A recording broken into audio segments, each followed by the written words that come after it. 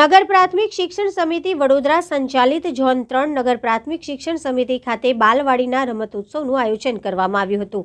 નગર પ્રાથમિક શિક્ષણ સમિતિ સંચાલિત ઝોન 3ની કુલ 250થી વધુ બાળકોએ ભાગ લીધો।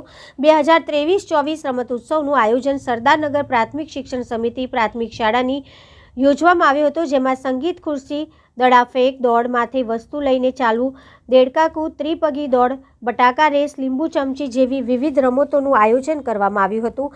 તમામ બાલવાડીના કુલ 250 ભૂલકાઓએ વિવિધ રમતોમાં ખૂબ જ ઉત્સાહભેર ભાગ લીધો।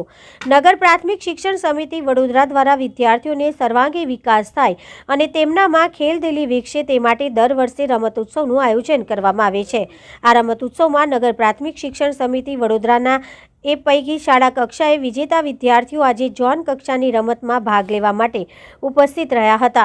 આ તમામ વિદ્યાર્થીઓને નગર પ્રાથમિક શિક્ષણ સમિતિ વડોદરા દ્વારા પ્રોત્સાહન ઇનામ આપવામાં આવે છે, જ્યારે વિજેતા વિદ્યાર્થીઓને વિશેષ ઇનામ આપી સન્માનિત કરવામાં આવે છે।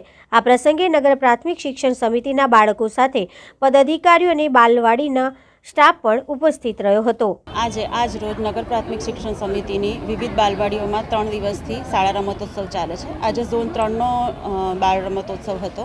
એમાં 26 બાલવાડીઓમાંથી 237 બાળકોએ આજે ભાગ લીધેલ છે। કઈ રમતોમાં બાલવાડી છે એટલે ત્રિપગી દોડ હોય, પછી લીંબુ દોડ હોય, દેડકા દોડ હોય, દડા ફેંક હોય, એવી નાના છોકરાઓ રમી શકે એવી રમતો હોય છે।